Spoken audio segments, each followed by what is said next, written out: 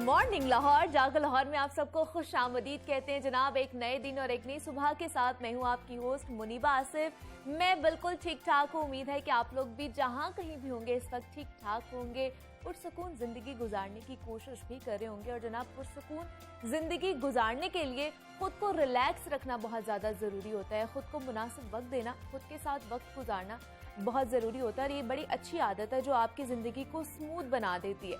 इसलिए हमें ज़्यादा से ज़्यादा कोशिश करनी चाहिए कि एक्चुअली में डेली रूटीन में हम खुद के लिए थोड़ा सा वक्त निकालें, 1 घंटा या बेशक आधा घंटा ही हम रोज़मर्रा की ज़िंदगी से निकालें। अपनी ज़िंदगी पर सोच विचार करें, अपनी ज़िंदगी का एक्चुअली में रिव्यू करें।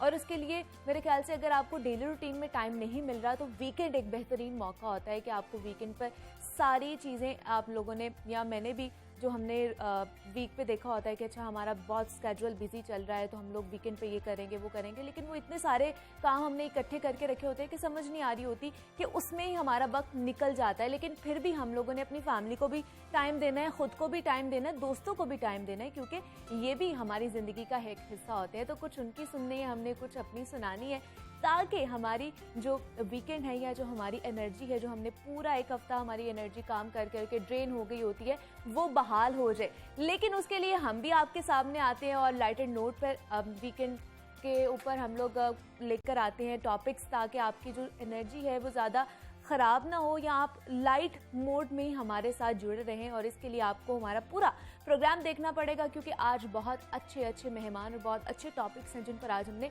बात करनी है। अभी हमने आगे बढ़ना है और कुछ बात करनी है मौसम के हवाले से। तो स्मॉग और फॉग का ये जो मिक्सचर है ना, ये इंसानी सेहत के लिए इंतहाई ख़तरनाक है। और इसका सबसे आसान टारगेट हमारी आंखें बनती हैं, क्योंकि आंखों का जो एक्सपोजर होता है वो सबसे ज़्यादा होता है, जिसकी वजह से आंखों के मसाइल भी ज़्यादा हो जाते हैं। तो माहिरीन सेहत की जानिब से भी बार बार ये तलकीन की जाती है कि स्मॉग के औकात में बाहर ना निकलें, ज़्यादा बेहतर है। लेकिन ज़ाहिरी बात है कि हम लोगों ने जॉब पर भी जाना है, बच्चों ने स्कूल भी जाना है, तो जिसकी वजह से हमारा किसी ना किसी हद तक स्मॉग से सामना रहता ही है। तो स्मॉग की वजह से आंखों में जलन होती है, जिसकी वजह से आंखें सुर्ख हो जाती हैं। ये स्मॉग हमारी बसारत को भी बुरी तरह मुतासर करती है। और इसका सबसे ज़्यादा निशाना जो है वो बच्चे और मौमर अफराद इस वक्त बन रहे हैं। तो स्मॉग की वजह से आंखों के कौन कौन से मसाइल पैदा हो सकते हैं और इनसे कैसे हम बच सकते हैं, इस पर आज हम बात करेंगे। हमारे साथ इस वक्त मौजूद है professor doctor Hussain Ahmed Hakan है, आई सर्जन है। डॉक्टर साहब, मैं आपको खुश आमदीद कहती हूँ जागो लाहौर में। कैसे हैं आप?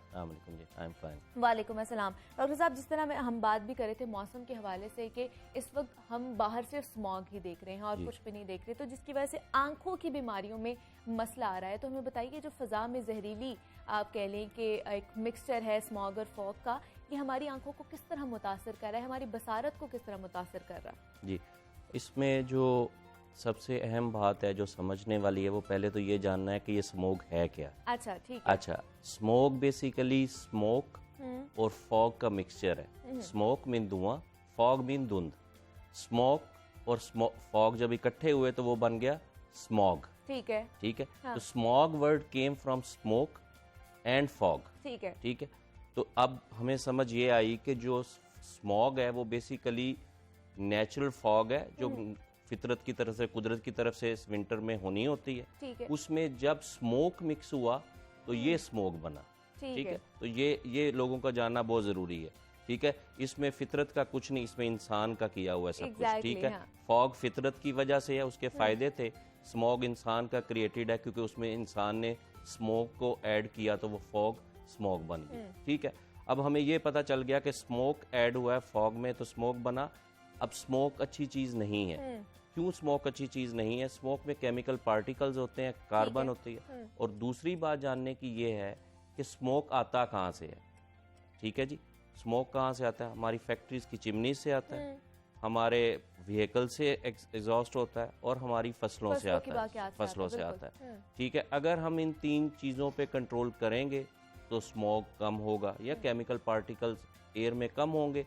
जब ये suspended chemical particles fog basically क्या, सस्पेंडेड वाटर ड्रॉपलेट्स है ना, उसके साथ मिलते हैं तो दे सस्पेंड एट लोअर लेवल, वो नीचे हो जाते हैं। और जब भी वो आंख या जिस्म के साथ टकराएंगे तो वो जज्ब होंगे पानी के साथ, वो केमिकल्स। ठीक है। तो ये इसी तरह ही है जैसे you are taking a bath in chemical tub.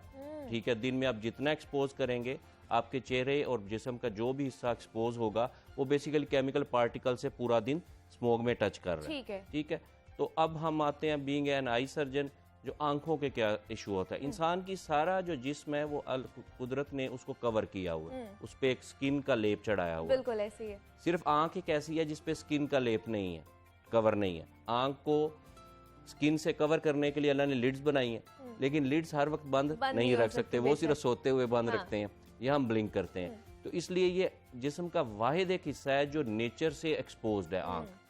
तो जो नेचर से एक्सपोज हो और जिस्म का सबसे सेंसिटिव हिस्सा हो, उसको जब आप इतनी हाई लेवल पे एक्सपोज करेंगे केमिकल से, तो यू कैन एस्टिमेट के वो आंख बेचारी के साथ क्या होता है। कि हमें कोई बीमारी नहीं हो सकती, आंखों का कोई मसला नहीं हो सकता। हाँ। तो केमिकल अब होता क्या, स्मोक के दिनों में लोगों का मोस्टली ये होता है कि जी मुझे आंखों में जलन हो रही है, बर्निंग है, इचिंग है, रेडनेस है, वाटरिंग है।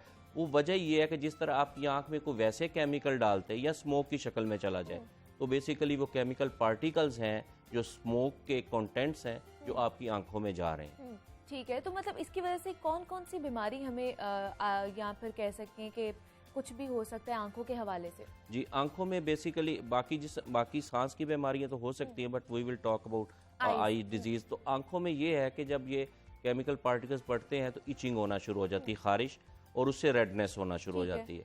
और वो जब तक वो केमिकल पार्टिकल्स आंख से निकलेंगे नहीं, वो इचिंग और बर्निंग रहेगी। अगर इंसान, जब आप देखें जब किसी को बहुत ज्यादा इचिंग और बर्निंग हो तो वो क्या करता है, रब करता है हमेशा। हाँ। अगर आप मल्टीपल टाइम्स रब करेंगे तो रेडनेस और बढ़ेगी, और इससे आंख के अगले वाले हिस्से जिसे कॉर्निया कहते हैं उस पे स्क्रैच आने का खदशा होता है। अगर वो स्क्रैच आ जाए तो बिनाई का टेम्परेरीली या मुस्तकिल तौर पे ख़त्म होने का खदशा होता है। तो इससे मेन तो ये है कि इससे प्रिवेंट कैसे किया जाए, अगर ये हो कॉन्टेक्ट आप, तो फिर उसको बेहतर कैसे किया जा सके। तो एक छोटा सा सिंपल सा ट्रिक है, कोई ऐसे इसमें बात नहीं। अगर आप स्मोक से, पहली बात तो है कि एक्सपोजर कम करें स्मोक के टाइम में घर से। अब किसी ने बाहर निकलना है, हमने सुबह आना होता है ऑफिस, देन स्कूल में बच्चों ने जाना है, उनके लिए फिर क्या करें? उनके लिए सबसे है कि एक सबसे ज्यादा एक्सपोजर आपको मोटर बाइक्स पे है, गाड़ी में एक्सपोजर कम है, ठीक है जी, या जो वॉक कर रहे हैं उनके लिए। तो उसमें एक हल तो ये है कि बच्चे अगर मोटरसाइकिल पे फादर के साथ आप बाइक पे जा रहे हैं तो उनको पीछे बिठाएं, ताकि डायरेक्ट एयर का कांटेक्ट उनकी आंखों के साथ ना हो।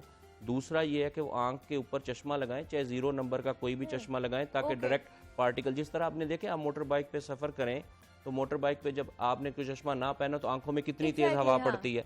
तो अगर वो आप चश्मा पहन ले तो हवा कम पड़ेगी। अगर हवा कम आंखों में पड़ेगी तो ऑब्वियसली केमिकल पार्टिकल का कंटेंट्स भी कम आंखों में जाएंगे। एक तो आप इस तरह प्रिवेंट कर सकते हैं। दूसरा ये है कि अगर आप पूरा दिन बाहर रहते हैं तो आप पे ये फ़र्ज़ है कि आप दिन में 5 से 6 दफ़ा अपनी आंखों को टैप वाटर, नलके के पानी से अच्छी तरह धोएं। ये उसी तरह ही है जिस तरह जिल्द पे कोई केमिकल की चीज़ गिर जाए तो हम सबसे पहले क्या करते हैं, टैप वाटर से धोते हैं। तो इस तरह आंखों को भी छींटे अच्छी तरह मारने हैं। मतलब ये तो अब हमारी प्रैक्टिस होगी ना कोरोना की वजह से कि हमने बार बार हाथ धोने, हाइजीन का ख्याल रखना है। हाथ धोने, अब आंखों को भी अच्छी तरह धोना है। जब जितने दिन स्मोक जो इंसान ने पैदा की है उतने दिन आंखों को भी अच्छी तरह धोना है। और दिन में obviously if you are praying 5 times तो आप उसमें वुजू में कर सकते हो, otherwise you can wash your eyes. आप अपनी आंखों को आसानी से जो है टैप वाटर, कोई भी पानी खास नहीं, आप नलके के पानी से अच्छी तरह आंखों को धोएं। स्पेशली जब आप बाहर से सफ़र करके आएँ, चाहे बाइक पे या वॉक करके आएँ या पैदल सफ़र करके आएँ, तो आप ज़रूर आंखों को घर पहुंचने से पहले या घर पहुंचने पे अच्छी तरह धोएं। और दूसरा डॉक्टर साहब, मतलब बहुत से तिब्बी माहिरीन ये भी कह रहे हैं कि ये पोल्यूशन की वजह से आंखों की जो बीमारी है, ड्राई सिंड्रोम, वो भी हो जाती है। और बहुत से लोग जो ड्राई आइज का भी शिकवा करते हैं या कंप्लेन करते हैं कि हमारी आंखें ड्राई हो गई हैं, उसकी वजह क्या है? क्या वजूहात है? इसकी भी स्मॉग की वजह है या इसकी कोई और वजूहात हो सकती हैं? और इससे हम किस तरह बच सकते हैं? अलामात क्या है इसकी? अच्छा, डायरेक्टली तो स्मोक शायद अफेक्ट ना करे आई की ड्राई आई डिजीज में। इसे बेसिकली ड्राई आई डिजीज कहते हैं, जिसकी बहुत सारी वजूहात हैं। जिसमें होता क्या है, होता यह है कि आंख का जो पानी बनना है, जिसे हम आंसू कहते हैं, वो नेचुरली अल्लाह ने हर वक्त हमारी आंख में बन रहे हैं, जिसकी वजह से लुब्रिकेशन रहती है, सूदिंग रहती है। मीन ये इसी तरह यह है कि जिस तरह आपकी गाड़ी की विंड स्क्रीन पे पानी डलाओ तो वाइपर विंड स्क्रीन पे स्मूथली मूव करते हैं। अगर हम वाइपर्स को अपनी आई लिड्स लें और आंख के कॉर्निया को विंड स्क्रीन ले तो ये वही अमल है। अगर आपकी विंड स्क्रीन पे कोई डस्ट पार्टिकल्स आ जाए तो फिर वाइपर्स क्या करते हैं, स्क्रैच करते हैं। ओके। तो इसी तरह ही अल्लाह ने जो आंख के लिए टीयर फिल्म बनाई है वो काम करती है विंड स्क्रीन पे पानी का, और वाइपर्स काम करते हैं लिड का, जो उस पानी को स्प्रेड आउट करते रहते हैं। लिड बंद होती है, वो पानी स्प्रेड आउट अल्लाह करता है, लिड खुलती है। तो इस तरह एक निज़ाम बना हुआ है इसका। अब होता क्या है कि जब टीयर फिल्म कम हो जाती है तो आप खुद सोचें कि अगर आपकी विंड स्क्रीन पे पानी नहीं हो तो वाइपर चलाएं तो क्या आवाज़ आती, स्क्रैचेस की, वो स्क्रैचेस डालता है। तो इसी तरह जब इंसान की आंख में टीयर फिल्म कम होगी तो ऑब्वियसली जो आई लिड है ये स्क्रैच डालेगा और बर्निंग की सेंसेशन देगा। जब बर्निंग की सेंसेशन देगा तो इरिटेशन होगी तो वो पेशेंट या वो शख्स हर वक्त कहेगा कि मेरी आंखों में जलन है और पानी बहता रहता है। लॉजिकली पानी कम है लेकिन बह इस वजह से रहा है कि तकलीफ है। ठीक है। अब आप आते हैं स्मोक की तरफ। स्मोक में इशू ये हो रहा है कि स्मोक में डायरेक्टली ये ड्राई आई नहीं करती, इनडायरेक्टली इस तरह के अगर स्मोक से आपका एक्सपोजर बहुत ज़्यादा, जैसे में लोग फसलों में काम कर रहे हैं, पूरा दिन बाहर रहते हैं, या कुछ ऐसे लोग जो जिनका डेली का जरिया मुआश ही सड़क पे है, तो वो पूरा दिन स्मोक से एक्सपोज रहते हैं। तो अगर वो इतना ज़्यादा एक्सपोज रहेंगे और उनकी आईज रब्स होती रहेंगी और उसके बाद उनमें जलन और खारिश रहेगी, तो आंख के पानी बनाने वाले जो मसाम है, जो टीयर फिल्म बनाते हैं, वो मुतासर हो सकते हैं। और उनके मुतासर होने से ऑब्वियसली कॉन्सिक्वेंसेज में वो ड्राई आई में कन्वर्ट हो सकते हैं। और दूसरा डॉक्टर साहब हम देख रहे हैं कि बच्चे इस चीज़ से बहुत मुतासर हो रहे हैं। अगर बच्चों का देखा जाए तो आजकल बच्चों में आंख का कैंसर बहुत ज़्यादा पाया जा रहा है। इस हवाले से हमें बताइए कि इसकी रेशो कितनी है और ये क्या है, ये आंख का कैंसर? अच्छा, इसके बारे में लोगों में अवेयरनेस काफ़ी कम है। ठीक है। आंख का कैंसर जिसे हम तिब्बी जुबान में रेटिनोब्लास्टोमा कहते हैं। ओके। मीन बहुत सारी पॉपुलेशन को तो पता ही नहीं होगा कि ये है क्या, लेकिन इसका तनासब हमारी पॉपुलेशन में बहुत ज़्यादा है। और इसकी वजूहात क्या है? इसकी वजूहात ये मारूसी तौर पे भी अगली नस्लों में आता है और गैर मारूसी तौर पे भी आता है। अब मारूसी तौर का मतलब ये है कि अगर आपके पेरेंट्स की कज़न मैरिजेस हुई हैं तो उनके बच्चों में इसका तनासब ज़्यादा होगा। हमारे मुल्क में अब आप कहेंगे कि क्यों ज़्यादा है, इसकी सिंपल सी वजह है कि हमारे मुल्क में कज़न मैरिजेस बहुत ज़्यादा है, और कज़न मैरिजेस होने की वजह से ये एक नस्ल से दूसरी में ट्रांसफ़र होता है। ज़रूरी नहीं कि ये उसी नस्ल के बच्चों में ही आए, ये उससे अगली जनरेशन में आ सकता है या उससे अगली जनरेशन में आ सकता है। इस वजह से पाकिस्तान में इस कैंसर का बच्चों में तनासब बहुत ज़्यादा है। और हमारे पास अगर आप देखें, हमारे पास एक नाकस से डाटा के मुताबिक वी आर ऑलमोस्ट मीन, जो मेरी ऑब्जर्वेशन है, हम तीसरे या चौथे नंबर पे हैं दुनिया में इस कैंसर के बारे में। तो क्या इसका ट्रीटमेंट मौजूद है, इलाज है पाकिस्तान में, उसकी फैसिलिटीज़ हैं? अच्छा, सबसे मुश्किल ये सवाल सबसे अच्छा है और इसका जवाब सबसे मुश्किल है। सबसे मुश्किल ये कि ये हमारे मुल्क में कोई ऐसा स्क्रीनिंग प्रोटोकॉल नहीं है जो छोटे बच्चों को चेक किया जा सके 6 मंथली या एनुअली। और दूसरी माओं की विजिलेंस है।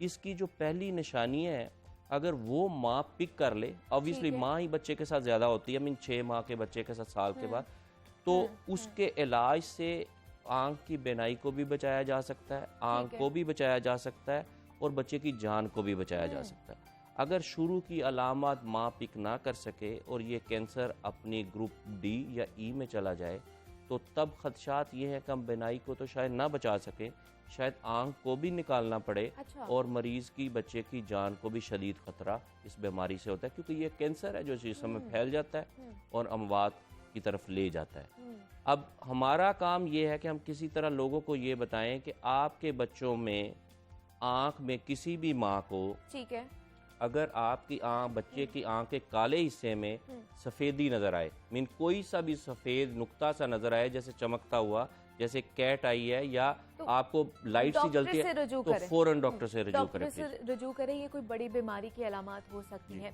प्रोफेसर डॉक्टर हुसैन अहमद खान हमारे साथ मौजूद थे, आई सर्जन है। डॉक्टर साहब बहुत शुक्रिया आपके वक्त का, आप यहाँ पर आए और इस हवाले से हमारे साथ गुफ्तगू की। और जिस तरह हम बात करते हैं जनाब, आंखें कुदरत का एक बड़ा ही हसीन तोहफा और कह लें कि बड़ा सेंसिटिव तोहफा होता है, तो इसको हम लोगों ने ही जो है वो रखना है संभाल के। मुझे यहाँ पे ब्रेक लेनी है, मिलते हैं इस ब्रेक के बाद।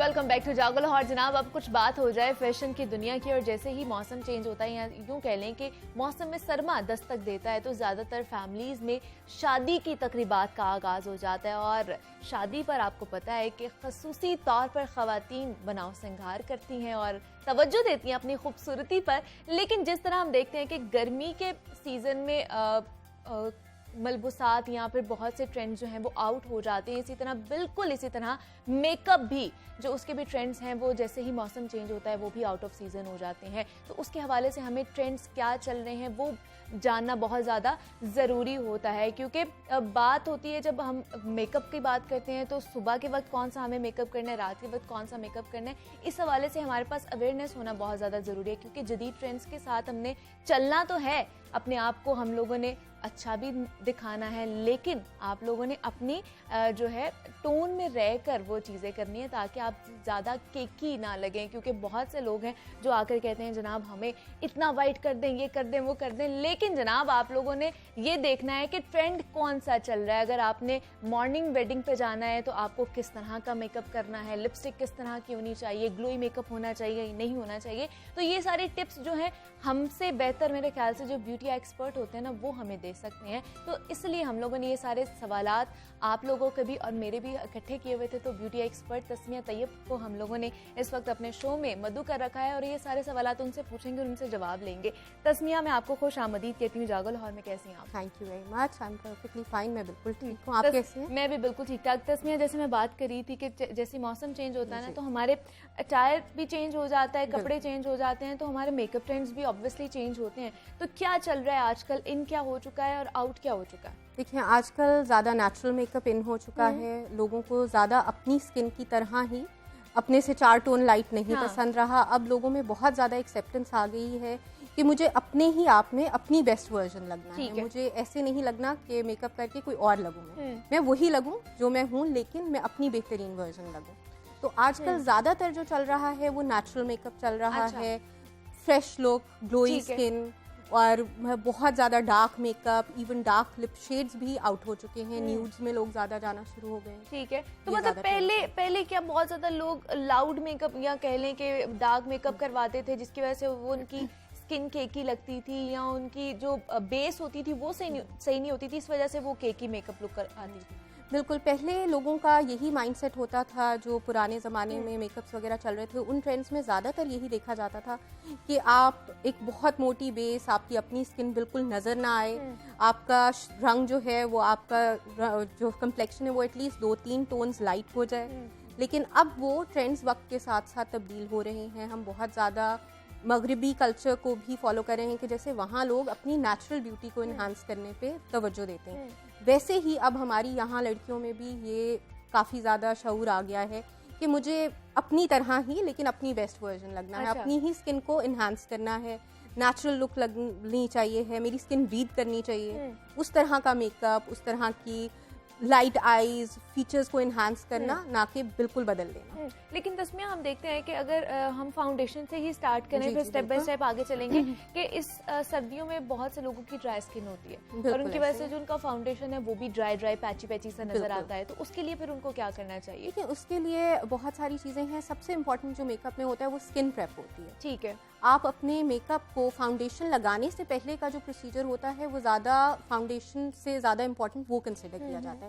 आप बहुत सारे सेरम्स आते हैं, बहुत सारे प्राइमर्स इस तरह के आते हैं, और सबसे इम्पॉर्टेंट मेकअप आपका तभी अच्छा लगेगा जब आपकी स्किन अच्छी होगी। आप अपनी स्किन को डिहाइड्रेट ना करें, बिकॉज सर्दियाँ हैं, जाहिर है हम पानी का इस्तेमाल कम करते हैं।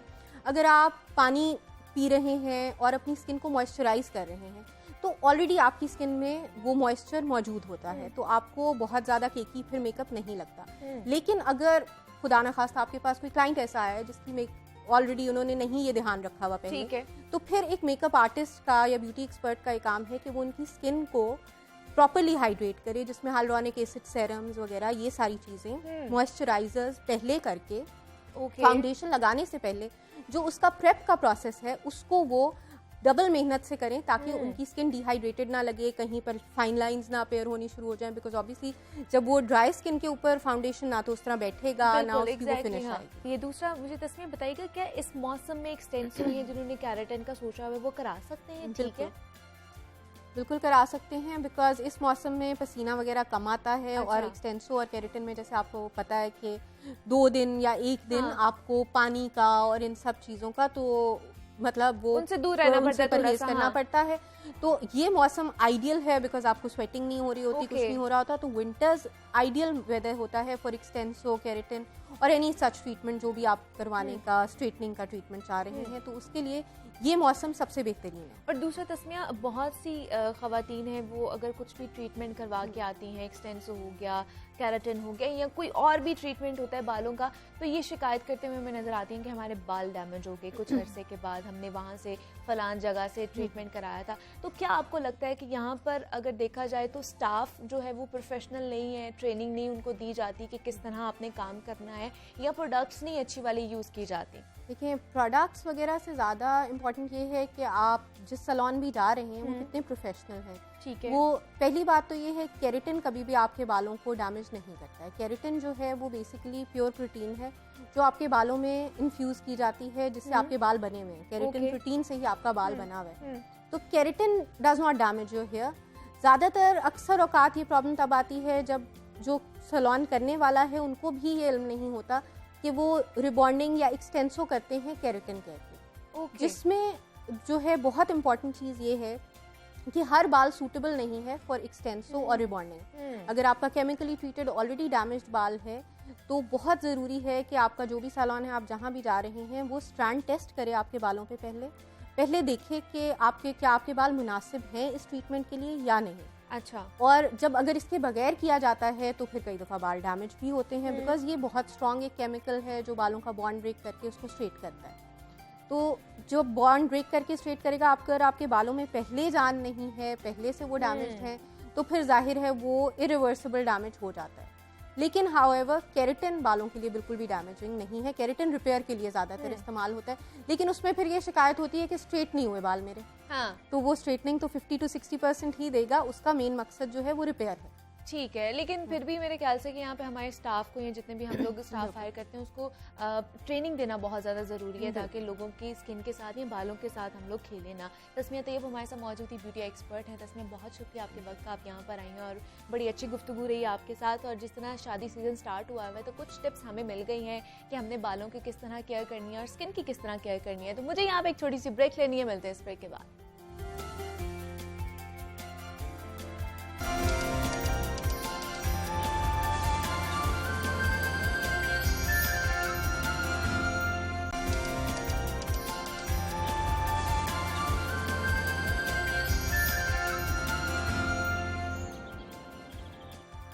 वेलकम बैक टू जागो लाहौर। जनाब, अब कुछ बात हो जाए खेल और खिलाड़ी की, तो बॉक्सिंग वो खेल है जिसमें पाकिस्तान का माजी इंतहाई शानदार था। अगर इंटरनेशनली देखा जाए तो बॉक्सिंग ही वो खेल था जिसमें पाकिस्तान ने इंटरनेशनली सबसे ज्यादा गोल्ड मेडल्स जीते थे। लेकिन ये खेल गुज़श्ता कई सालों से जवाल पजीर है। लेकिन इस खेल को दुनिया भर में पाकिस्तान के हवाले से एक नई पहचान मिलने लगी है और वो पहचान है मोहम्मद वसीम। कोयटा से ताल्लुक रखने वाले पाकिस्तानी बॉक्सर मोहम्मद वसीम ने कोलंबिया के रॉबर्ट बरीरा को शिकस्त देकर दूसरी बार वर्ल्ड बॉक्सिंग सिल्वर टाइटल अपने नाम कर लिया और वो ये एजाज हासिल करने वाले पहले पाकिस्तानी है। इससे पहले भी नवंबर 2019 में उन्होंने 3 बार लाइट फ्लाईवेट कैटेगरी में आलमी चैंपियन रहने वाले मैक्सिको के बॉक्सर को भी शिकस्त दी थी। और पाकिस्तानी पूरी कौम जो है वो मोहम्मद वसीम पर फख्र करती है और पाकिस्तान का जो फख्र है और सरमाया मोहम्मद वसीम है वो इस वक्त हमारे साथ मौजूद है स्काइप पर। उनसे जानते हैं उनकी कामयाबियों का ये सफ़र कैसा जा रहा है और उनके आगे के फ्यूचर प्लान्स क्या हैं। मोहम्मद वसीम, अस्सलाम वालेकुम, खुशामदीद जागो लाहौर में, कैसे हैं आप? वालेकुम अस्सलाम, मैं काफ़ी ठीक, आप सुनाएं? मैं भी बिल्कुल ठीक ठाक। वसीम, हाल ही में आपने कोलंबिया के बरीरा को क्या खूब शिकस्त दी है, हमें बताइएगा। शिकस्त तो आपने दे दी लेकिन उसके बाद हमें समझ नहीं आई आपने डांस क्यों किया, क्या वजह थी उसकी?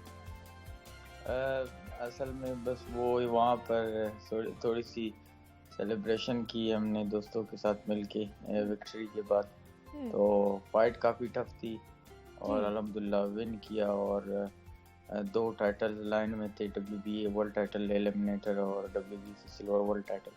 तो अल्हम्दुलिल्लाह दोनों जीतने के बाद फिर थोड़ा सा एंजॉय भी की रिंग में, वो उसको सेलिब्रेट ज़रा डांस में किया हमने। अच्छा, तो अभी जैसे आपने बताया वसीम की थोड़ी सी टफ फाइट थी, क्या मुश्किल था इसमें? और जिस तरह इसमें 12 राउंड्स थे, तो इतनी देर लड़ना मुश्किल था? फाइट काफ़ी टफ थी क्योंकि वो बरेरा जो है वो भी वर्ल्ड रैंकिंग में WBA में नंबर 3 पे था और मैं IBF नंबर 4 थे, तो हमारी काफ़ी जोड़ अच्छी थी और फाइट टफ था। हमें पहले भी हमने इसके लिए काफ़ी तैयारी की थी। मैं इसके लिए मैंने लंबा कैंप कोई 4 मंथ्स का, अच्छा, जिसमें मैं 2 मंथ्स ग्लासगो में मैंने ट्रेनिंग की, अच्छे स्पारिंग सेशंस के, फिर मैं वहाँ से हॉलैंड गया, हॉलैंड में ट्रेनिंग की, कुछ कैंप मैंने दुबई में किया। तो फाइट काफ़ी टफ थी क्योंकि इस लड़के ने मुझसे पहले 2 वर्ल्ड टाइटल्स भी खेले थे और असल में वो एक्टिव था क्योंकि कोविड में उसने 2 फाइट्स उसके हुए थे, तो मैंने पूरे साल फाइट नहीं की थी, तो इसलिए मेरे लिए काफ़ी मुश्किल था। फाइट भी काफ़ी टफ थी, तो फिर इसके लिए मुझे काफ़ी मेहनत करना पड़ा अपने आप को शेप में लाने के लिए। तो अल्हम्दुलिल्लाह मेहनत काफ़ी की थी और अल्लाह ने सिला भी दिया। तो वसीम, कोई ऐसा पॉइंट आया जब आपको लगा कि मैं शिकस्त खा जाऊंगा या मैं जीत नहीं पाऊंगा?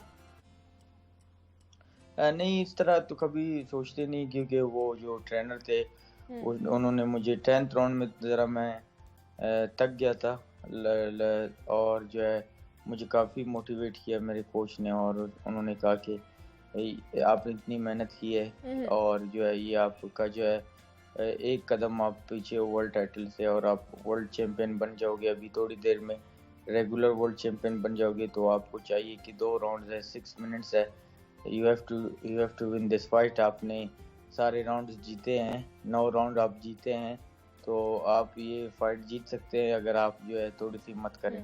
तो काफ़ी अल्हम्दुलिल्लाह उन्होंने मोटिवेट किया, उसके बाद मैंने कमबैक काफ़ी स्ट्रॉन्ग की। बिल्कुल है, सही है। वसीम, हम देख रहे थे कि इसी मुकाबले में आपकी आंख भी काफ़ी मुतासर हुई थी और अब ज़ख्म कैसा है? स्टिचेस भी आपको लगे हुए थे? जी हाँ, मुझे 21-22 स्टिचेस आए और मुझे 2 से 3 जगह पे कट लगी क्यों फर्स्ट राउंड भी मुझे उसका सर लग गया था, लेकिन वो इंजरी काफ़ी 12 राउंड तक बढ़ते और वो तकरीबन इतने ज़्यादा उस पर स्टिचेस लगे, लेकिन वो मतलब फाइट जीतने के लिए मैं काफ़ी मोटिवेट था और इसको मैंने कभी मतलब इस चीज़ के लिए मैंने सोचा नहीं था कि मुझे इतने स्टिचेस आ रहे हैं या मुझे इतना बड़ा कट है। लेकिन मेरे आगे पीछे जो लोग थे और मेरा जो कटमैन था वो भी 2 टाइम वर्ल्ड चैम्पियन रहा, तो उसने काफ़ी कवर की अल्हम्दुलिल्लाह। तो खुशी ये थी कि बस फाइट जीतना है और ये कट तो बन जाते हैं, बिल्कुल बिल्कुल ऐसे ही है। वसीम, अभी तक आपको याद है, मतलब अगर आपकी फाइट जर्नी के बारे में पूछा जाए तो अभी तक आपने कितने मुकाबले जीते हैं या कितने मुकाबलों में हिस्सा लिया हुआ है?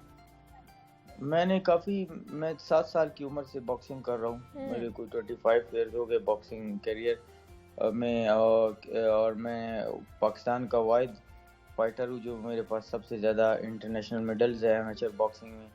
कॉमनवेल्थ गेम्स, एशियन गेम्स का मैं मेडलिस्ट हूँ और ये भी एजाज़ हासिल है कि एशिया में world boxing council WBC silver world title 2 दफ़ा जीतने वाला वाहिद बॉक्सर हूँ पाकिस्तान से जो ताल्लुक़ है। तो अल्हम्दुलिल्लाह काफ़ी अचीवमेंट्स है इस मुल्क के लिए और आगे भी इंशाल्लाह काफ़ी अच्छी जर्नी होगी और कोशिश यही है कि और बड़े बड़े टाइटल्स पाकिस्तान के लिए जीतूं। बिल्कुल ऐसे ही है और हम देखते हैं कि हर किसी का कोई एक फेवरेट प्लेयर होता है, तो आपसे अगर मैं पूछूं कि आपका फेवरेट बॉक्सर कौन सा है जिनसे आपने इंस्पिरेशन हासिल की? अच्छा, मतलब बॉक्सर तो काफ़ी ज़्यादा है, लेकिन वन ऑफ द ग्रेटेस्ट सब उसको ही पसंद करते हैं, मोहम्मद अली। वो हमारा एक हीरो है। बिल्कुल। और हम उसको देखते हैं, उसकी वीडियोस देखते हैं, उससे काफ़ी कुछ सीखते हैं। वो एक बॉक्सर नहीं, वो एक अच्छे इंसान भी थे और वो जो है हमें ये भी सिखाते थे कि आपने बॉक्सिंग रिंग के बाहर आपने क्या है, अपने आप को क्या बनाना है। तो कोशिश यही होती है कि अच्छे रहें और चैम्पियंस की तरह ज़िंदगी गुजारें। और वसीम, अगर बात की जाए तो आपका ताल्लुक जो है वो पाकिस्तान से है, लेकिन आप दुबई के प्रोफेशनल सर्कल की तरफ से क्यों खेलते हैं? क्या पाकिस्तान में इस हवाले से जो अपॉर्चुनिटीज़ हैं, ये जो मौके हैं वो कम है, इस वजह से आप उनकी तरफ से खेलते हैं? देखिए, मैं तो रिप्रेजेंट पाकिस्तान को ही करता हूँ, लेकिन मेरी जो मैनेजमेंट है और जो मेरी प्रमोशन है प्रोबेलम और MTK ग्लोबल, वो मेरे सबसे बड़े स्पॉन्सरशिप्स है, क्योंकि आपको पता है कि पाकिस्तान में हमें मतलब प्राइवेट सेक्टर से तो कोई स्पॉन्सरशिप नहीं मिल सकता। तो हम किस तरह मतलब इतने एक्सपेंसिव स्पोर्ट्स में, मतलब मैं इंग्लैंड जाता हूँ अब, तो मुझे सिर्फ ये 4 महीने की जो कैंप में उन्होंने मुझ पे 60 to 70,000 पाउंड लगाए, तो उसमें इतना ज़्यादा पैसा पाकिस्तान से कोई ना आपको स्पॉन्सर है, तो ये तो यहाँ से नहीं हो सकता। तो वो करते हैं अपने सब कुछ अपने बलबूते पर और वो सपोर्ट करते हैं, तो इसलिए मैं वहीं होता हूँ, लेकिन मैं रिप्रेजेंट पाकिस्तान को करता हूँ। यहाँ पे हमें अपॉर्चुनिटीज़ नहीं है, क्योंकि बॉक्सिंग यहाँ पे ज़्यादा नहीं है। तो इधर आपको क्या लगता है, मतलब यहाँ पर जो पाकिस्तान में टैलेंट की कमी नहीं है, बहुत टैलेंट है, बॉक्सिंग के हवाले से आपको कितना पोटेंशियल यहाँ पर लगता है पाकिस्तान में, और उस तरह की जो इंटरनेशनली अगर देखा जाए तो फैसिलिटीज यहाँ पर मौजूद हैं या उसका भी फुकदान है? नहीं, यहाँ पर फैसिलिटीज़ नहीं है, यहाँ पर टैलेंट काफ़ी ज़्यादा है। देखें, यहाँ बलूचिस्तान और लियारी में अगर आप देखेंगे, कराची और मतलब बलूचिस्तान में ये स्पोर्ट्स, 2 स्पोर्ट्स काफ़ी ज़्यादा है, एक बॉक्सिंग और फुटबॉल। तो काफ़ी ज़्यादा लोग बॉक्सिंग करते हैं। स्ट्रीम में अगर आप पाकिस्तान की स्ट्रीम में अगर आप देखें, बॉक्सिंग में पाकिस्तान के लिए सबसे ज़्यादा मेडल्स है बड़े बड़े इवेंट्स में, कॉमनवेल्थ गेम्स, एशियन गेम्स और वर्ल्ड चैम्पियनशिप और ओलंपिक गेम्स में। तो लेकिन एक टाइम था कि हमारी बॉक्सिंग बहुत ऊपर थी, जब प्रोफेसर चौधरी अनवर जो प्रेसिडेंट थे हाइवा वर्ल्ड बॉक्सिंग के, लेकिन उसके बाद 2008 में उनकी डेथ हुई। उसके बाद काफ़ी हमारी बॉक्सिंग नीचे आई। इवन अभी हमारे पास तो ये हालात है कि नेशनल कैंप नहीं होता। पहले तो पूरे साल हम कैंप में होते थे, वहाँ से हम जाते थे बाहर खेलने के लिए, पाकिस्तान को रिप्रेजेंट करते थे और हम जीत के मेडल भी लेके आते थे। लेकिन अब तो वो कैंप वगैरह भी सारे क्लोज हो गए हैं। तो अगर इस तरह होगा तो फिर अपॉर्चुनिटीज नहीं होगी, तो फिर बॉक्सिंग तो स्पोर्ट्स खत्म होगा। बिल्कुल बिल्कुल, तो ऐसे ही है। ये तो गवर्नमेंट को करना चाहिए कि वो फैसिलिटीज प्रोवाइड की जाए, आप लोग एग्जैक्टली इस हवाले से काम किया जाए। जी, ज़्यादा से ज़्यादा कैंप लगाएं, ज़्यादा से ज़्यादा यंगस्टर जो बच्चे हैं उनको सपोर्ट करें, ताकि और भी हमसे बेहतर बॉक्सर यहाँ से निकले पाकिस्तान के लिए। बिल्कुल ऐसा ही है। मोहम्मद वसीम, बहुत शुक्रिया आपके वक्त का, आपने अपना प्रीशियस वक्त निकाला हमारे लिए और हमसे बात की है। Mohammad Waseem boxing champion, even कि अगर उनको कहा जाए पाकिस्तान का फ़ख्र और पाकिस्तान का हीरो थे, हमारे साथ बात कर रहे थे। मुझे यहाँ पे जनाब एक छोटी सी ब्रेक लेनी है, मिलते हैं इस ब्रेक के बाद।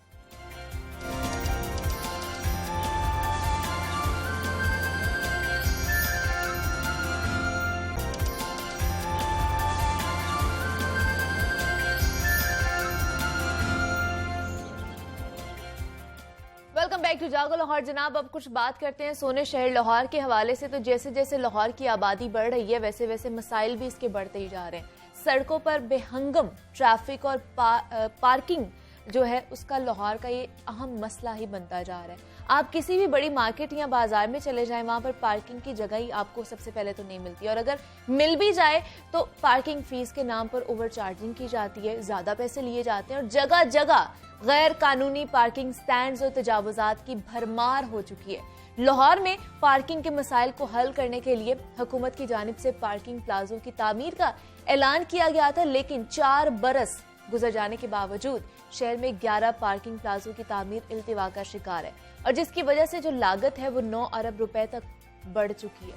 सिर्फ 4 बरसों के दौरान पार्किंग प्लाजों की जो तखमीना लागत वो 3 से बढ़कर 12 अरब हो चुकी है, लेकिन प्लाजों की तामीर ताहाल शुरू भी नहीं हो सकी है। तो लाहौर में पार्किंग के मसाइल क्यों हल होने का नाम ही नहीं ले रहे हैं? पार्किंग प्लाजों की तामीर क्यों इल्तिवा का शिकार है? इस पर आज हम बात करेंगे। हमारे साथ इस वक्त मौजूद हैं मेयर लाहौर हैं, कर्नल रिटायर्ड मुबशर जावेद साहब हैं, और नुमाइंदा लाहौर न्यूज़ इमरान मलिक भी हमारे साथ मौजूद हैं। कर्नल साहब, आपको भी खुश आमदीद कहती हूँ, और इमरान आपको भी खुश आमदीद कहती हूँ जागो लाहौर में। सबसे पहले सर आपसे बात करूंगी, इस वक्त जो लाहौर में सबसे बड़ा मसला है वो पार्किंग प्लाजों का, कि पार्किंग नहीं मिलती क्योंकि पार्किंग प्लाजे नहीं बनाए जा रहे, और 4 बरसों में 11 जो पार्किंग प्लाजे बनाने का ऐलान किया गया था अभी तक शुरू ही नहीं हुआ। क्या वजह है, क्या लगती है आपको, क्योंकि इनकी लागत भी अब बढ़ चुकी है, कौन जिम्मेदार है इसका? बिस्मिल्लाहिर्रहमानिर्रहीम। किसी हद तक तो हम खुद भी जिम्मेदार थे जब अच्छा, मैं मेयर था, ठीक है, मगर यह है कि कम से कम हमने प्लानिंग्स भी कर ली थी, एक दो डिज़ाइन कर लिए थे, कंसल्टेंसी मुकम्मल थी, कॉन्ट्रैक्टर्स शॉर्ट लिस्ट हो गए थे, और हमारी हुकूमत जो है वो PMLN की ख़त्म हुई, PTI की आ गई। PTI की हुकूमत ने जो 1.5 साल है ना, वो सिर्फ इसी चक्कर में रहे कि ये जो बल्दियाती नुमाइंदगान है इनको स्क्रू कैसे करना है, इनको टाइट कैसे करना है, इनसे जान कैसे छुड़ानी, ठीक है, और अल्टीमेटली उन्होंने हमें फारिग करके जान छुड़ा ली। एक दिन PTI के एक नुमाइंदा थे जो अनारकली बाजार में बैठे हुए थे, मैंने उनसे कहा कि मेरी ज़िंदगी का एक पैशन है, आप करें शुरू पार्किंग प्लाजे, मैं आपके साथ हूँगा, लाहौर का साबिक मेयर या लाहौराइट होने के नाते। ठीक है, हॉल रोड के बाहर 3 कनाल 6 मरले जगह थी, उसका डिज़ाइन तैयार हो गया, सॉइल एनालिसिस तैयार है, हर चीज़ तैयार है। जस्टिस कुरैशी उस वक्त ऑनरेबल हाई कोर्ट के जज थे, इनके पास एक पिटीशन गई हुई थी, वो सारी पिटीशन इनको दी और वो ख़त्म होने जा रही थी, और मेरा ख्याल है ख़त्म हो गई है। क्यों? उसके बाद अगर इस हुकूमत को चाहिए था कि जो कि अफसर हैं और ये मिले हुए ना, पंजाब हुकूमत है और ब्यूरोक्रेसी है, बिल्कुल, वहाँ जब मैं अभी मेयर बना तो उस जगह पर एक लोहे का शेड बना दिया गया।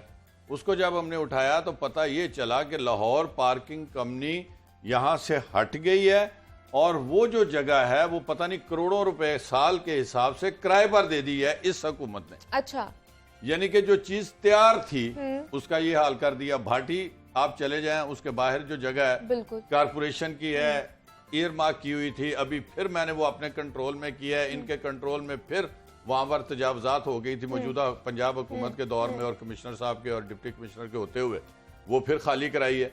तीसरी जगह मैंने कहा था टुल्टन मार्केट की बैक साइड के ऊपर म्यूजियम और NCA के जो काम है उनके साथ हमारी बातचीत चल रही थी कि दैट इज मोर इम्पोर्टेंट। इस तरीके से हमने ये 3 तो मैंने टॉप लाइन पर रखे हुए थे, और अगर हम रह जाते तो मैं यही कहता था कि मैंने लाहौर के लिए काम करना है। पार्टीज अपनी जगह, जब आप मेयर मुंतखब हो जाते हैं तो फिर everybody is same for you. बिल्कुल तो ये सारी चीजें इन्होंने, आप बताएं, आपने खुद फरमाया है 4 साल में इन्होंने क्या किया। और मेरा जो सबसे बड़ा ऑब्जेक्शन है कि हॉल रोड की जमीन डेफिनेटली जब लिक्विडेशन बोर्ड ने किराए पर दी है तो इसका मतलब है कि हाई कोर्ट से केस खत्म हो गया। तो आप अगर इतना थोड़ा बहुत अपने आप को अपना जहन साफ रखते, लोगों के बारे में सोचते, तो फिर डेफिनेटली वहां अभी तक तामीर हो जाना चाहिए था। बिल्कुल ऐसे ये नहीं हुए, कोई नजर नहीं आया वहाँ पे, इवन के शुरू भी नहीं वहाँ पे किया गया कि बनाना। इमरान, क्या रियलिटी क्या है, क्यों नहीं ये बन रहे पार्किंग प्लाजे, क्योंकि ये सबसे बड़ा मसला है लाहौर शहर का? मुनीबा, बड़ा अहम इशू है पार्किंग इस वक्त शहर लाहौर में, क्योंकि रोज़ाना ट्रैफिक जो आर्टरीज हैं आपकी मेन रोड्स की वो बंद हो गई हैं, और वहाँ पे सर्विस लाइन में पार्किंग है, चलने फिरने का सिस्टम नहीं है।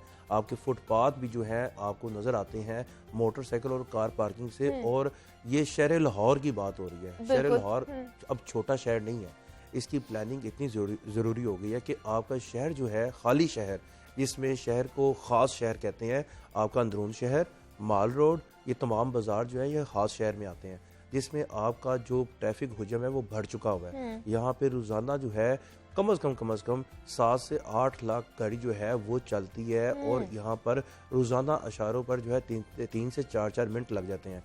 उसका जो धुआं है वो आपकी स्मोक का बाइस एक तरफ बन रहा होता है, और दूसरी तरफ आपकी जो साइड लाइन है वो मुकम्मल बंद हो चुकी हैं। आर्टरीज जो हैं जितनी भी आपके शहर लाहौर की, आप माल रोड पे चले जाएं, आप सर्कुलर रोड पे चले जाएं, आप पूरे, ये एक किस्म का पूरा एक रेडियस है 15 से 20 किलोमीटर का। आप एक दफ़ा रात को घूमें, कोई सब टोटल बंद होगा, आप 5 मिनट में अपना रास्ता तय कर लेंगे। वही 5 मिनट का रास्ता 1.5 घंटे का रास्ता बन जाता है, सिर्फ और सिर्फ ये तमाम सर्विस लाइन बंद होने की वजह से।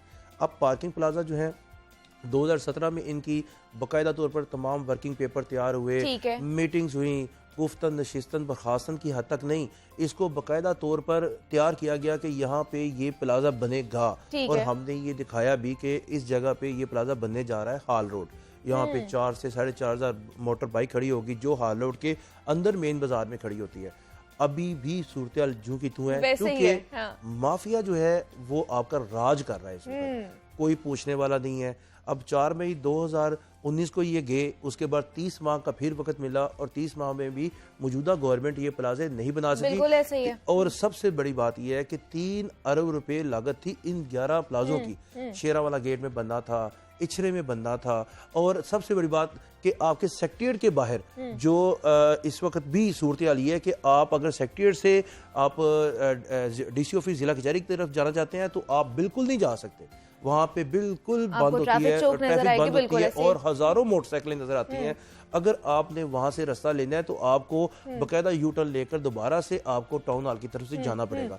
अब वो वाला प्लाजा जो है वो इस्लामपुरा ग्राउंड में बनना था, वो भी नहीं बन कहीं पे भी हमें नजर ही नहीं आया अगर इमरान ये के प्लाजे इस पे बन जाएंगे, बात भी हो। अगर ये प्लाजे बन जाएंगे तो आपकी स्मॉग रेडियस भी कम हो जाएगा, एयर क्वालिटी इंडेक्स में भी कमी आएगी। अच्छा, नंबर 1। नंबर 2 ये है कि लोगों का टाइम बचत होएगा, ऑटोमेटिकली जो माफियाज हैं जो स्ट्रांग होते जा रहे हैं उनकी जो कमर टूट बहुत जाएगी। स्ट्रॉन्ग होते नहीं जा रहे, हो गए हुए हैं। exactly, अब हाँ। भी अगर गवर्नमेंट भी चाहेगी ना तो इतनी हर्डल्स आएंगी। देखिए, आपका कंप्यूटराइज पार्किंग सिस्टम था जिस लिए पार्किंग कंपनी बनाई गई, वो बिल्कुल फारिग है इस वक्त। अभी भी वही शिकायत है जो 2011 से पहले थी कि इनको टिकट ना इशू किया जाए, मैनुअल टिकट इशू ना किया जाए, इनको जो है वो कंप्यूटराइज टिकट इशू किया जाए।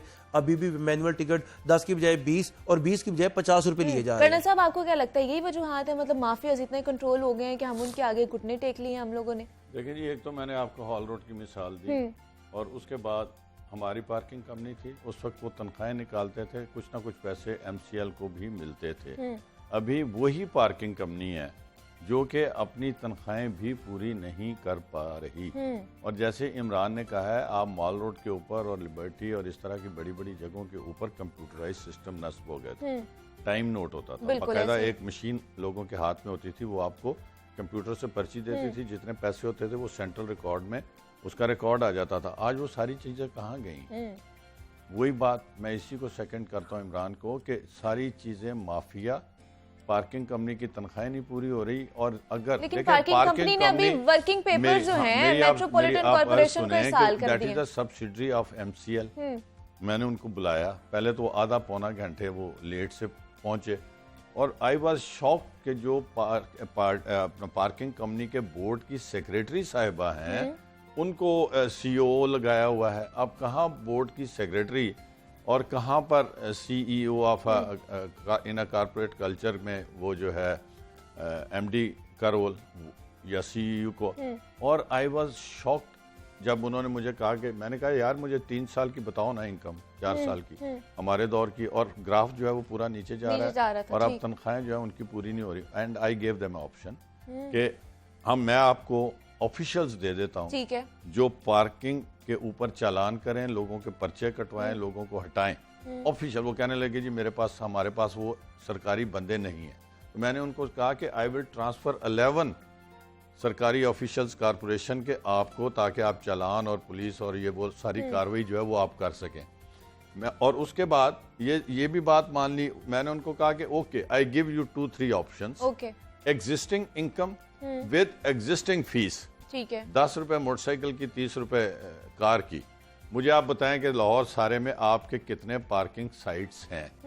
और अगर फिर भी नहीं पूरा लेकिन होता, क्या आपको लगता है अब ये प्रोजेक्ट आगे बढ़ने के कोई इम्कानात हैं? ये मेट्रोपॉलिटन कॉर्पोरेशन को इस साल कर दिया उन्होंने। बिल्कुल उम्मीद नहीं है, क्योंकि ना तो इन्होंने बलदियाती सिस्टम रखना है, अच्छा, ये वही ब्यूरोक्रेसी के जरिए चलाएंगे सारा कुछ। और ब्यूरोक्रेसी जो है वो तो देखें, परसों में माल रोड पे जा रहा था, वो इशारा बंद हो गया। अच्छा, पहले एक अफसर आया, ठीक है, उसके आगे पीछे 3 गाड़ियां, पता चला जी चीफ सेक्रेटरी साहब गुजर गए 6 गाड़ियों के जुलूस में। उसके बाद कमिश्नर साहब की गाड़ी आई, पता चला 4 गाड़ियों के जुलूस में गुजर गए। अच्छा। उसके बाद डिप्टी कमिश्नर की गाड़ी आई, वो सुना के वो पता, मैंने खुद देखा 3 गाड़ियों के जुलूस में वो जा रहे हैं। जिन सरकारी ऑफिशियल्स के जरिए आप हुकूमत नहीं तो करें, आप तो कुछ खफा थे चीफ सेक्रेटरी के वहां पर आने के, आप कहाँ आने पे? टाउन हॉल में आना, हाँ कल जुमा था, मुझे नहीं पता उसकी कुछ ज्यादा ही खफा थे, वो नहीं आ सकते क्या? नहीं मैं रियाज मैं आया ना जी, तो सारे टाउन हॉल में बैरियर लगे हुए। अच्छा, वो भाई बैरियर क्यों लगे हैं? पुलिस वाले आए हुए, 5-7 बंदे ऐसे खड़े जो पीछे दफ्तरों में ड्यूटियां करते हैं। तो मैंने कहा भाई आज क्या हो गया है? जी चीफ सेक्रेटरी साहब जुम्मा पढ़ने आ रहे हैं। अच्छा। तो मैं क्या चीफ सेक्रेटरी साहब ने जुम्मा ही पढ़ने आना ना, तो ये बैरियर क्यों लगा दिए? जुम्मा पढ़ने तो हर मुसलमान के लिए मस्जिद खुली है। तो ठीक है, आप डरते हैं सरकारी अफसरों से, आपके तबादले हो जाएंगे, इतो चुकेगा तो हजरू पोस्ट हो जाएगा, अटक पोस्ट हो जाएगा ना बंदा। बट ये बैरियर तो ना लगाओ खुदा के बंदो। और थोड़ा आगे जाके मैं नमाज पढ़ने गया तो कनाता लगी हैं बिल्डिंगा के अगे। अच्छा। कनाते लगा के छुपाई हुई। तो मैंने कहा यार he is a citizen of Pakistan, Lahore में बैठे हैं, he is most welcome for जुमा।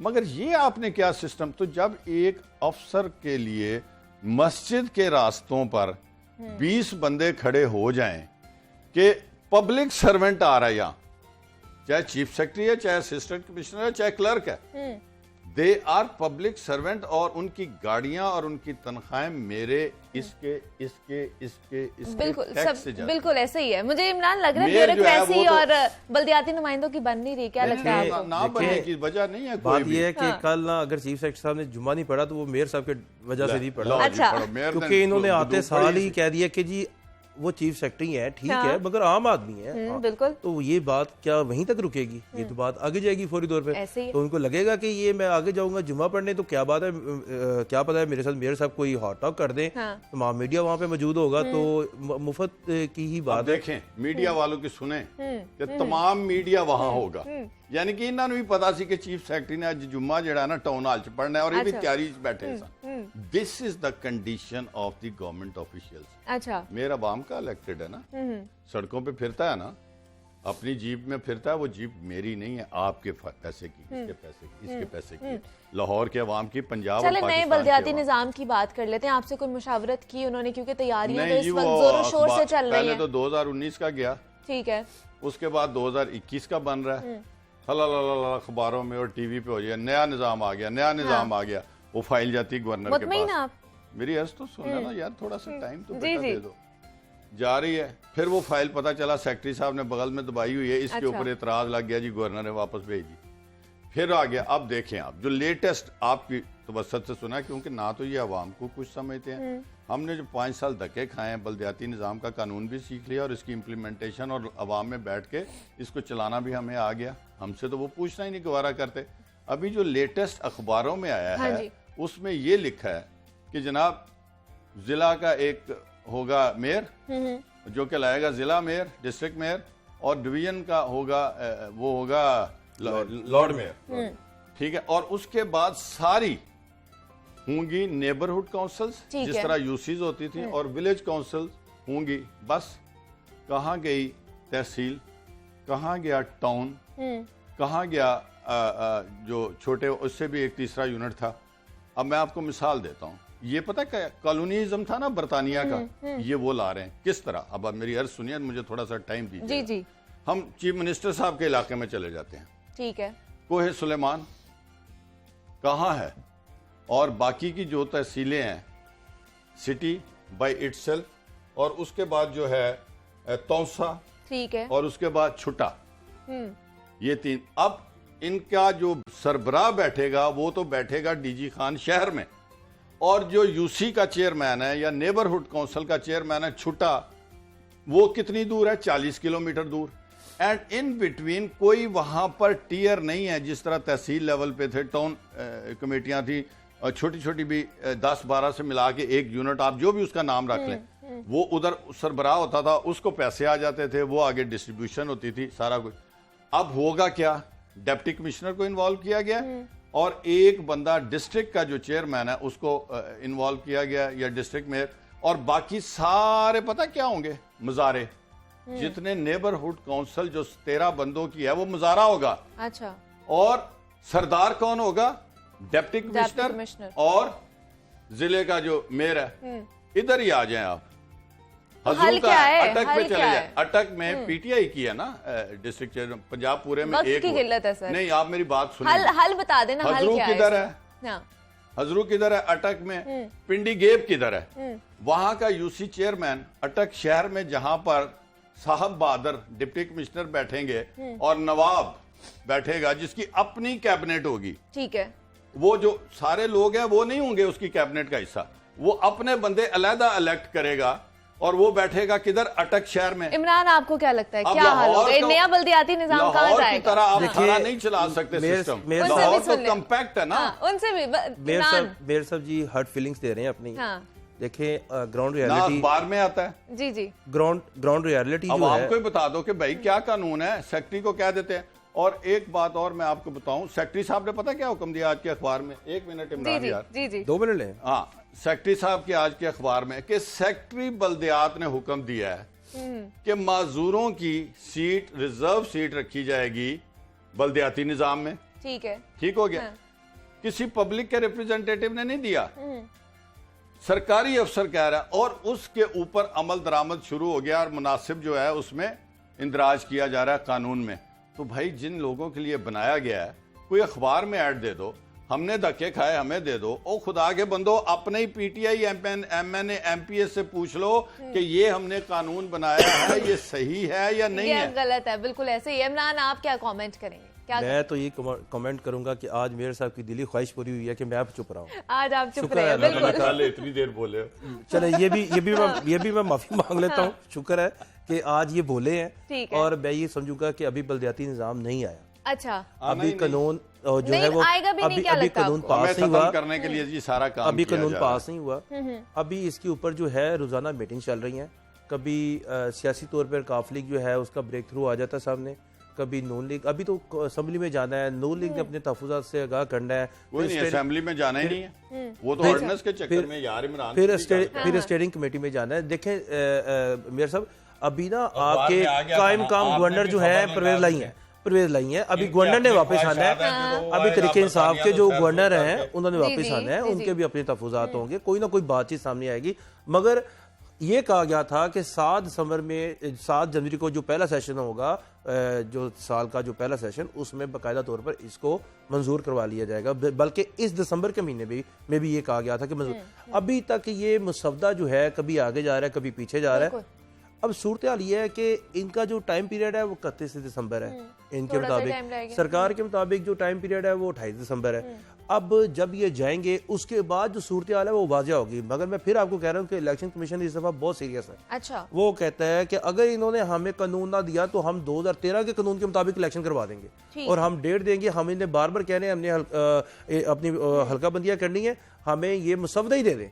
अच्छा, ये सारी सूरत हाल इस वक्त ना बिल्कुल वो जो चूचू का मुरब्बा नहीं होता वैसे बनी हुई है कि बल्दियाती निजाम का ऊंट किस करवट बैठेगा। करवट बैठेगा, अभी किसी मैं को नहीं पता, आज exactly, एक खबर देता बिल्कुल। हूँ हाँ जी। तो अगले दिन वो खबर जो है वो मूव हो जाती है, हाँ। वो चेंज हो जाती है। देखें, पहले उनका जमाती बुनियादों पर होंगे, फिर उसके बाद कह दिया गैर जमाती बुनियादों पर खुद भी होंगे, वो कंफ्यूज नजर आ रहे हैं फिर इस उसके चीज बाद के गैर जमाती बुनियादों पर होंगे इलेक्शन, अब फिर कह दिया जमाती नहीं, बुनियादों पर आखिरी होंगे। जुमला, ठीक है, आखिरी बस ये कंफ्यूज नहीं टाइम नजर आ खत्म हो गया, रहे, टाइम वो खत्म हो सिर्फ गया। ये चाहते हैं कि मेयर हमें लाहौर। फारिग जी, कर दिया जाए अच्छा। 31 दिसंबर को, कोई ना कोई कानून सामने ला के, ठीक है, और जो ठीक है। अदालतों में इनकी मेयर रसवाई लाहौर हो रही है कर्नल वो ना हो। रिटायर्ड मुबशिर जावेद साहब हमारे साथ मौजूद थे, और नुमाइंदा लाहौर न्यूज़ इमरान अकबर हमारे साथ मौजूद थे। आप दोनों का बहुत शुक्रिया, और आपके आने का भी जनाब। मुझे आप इजाज़त दीजिए, अपना बहुत सारा ख्याल रखिएगा। अल्लाह हाफ़िज़।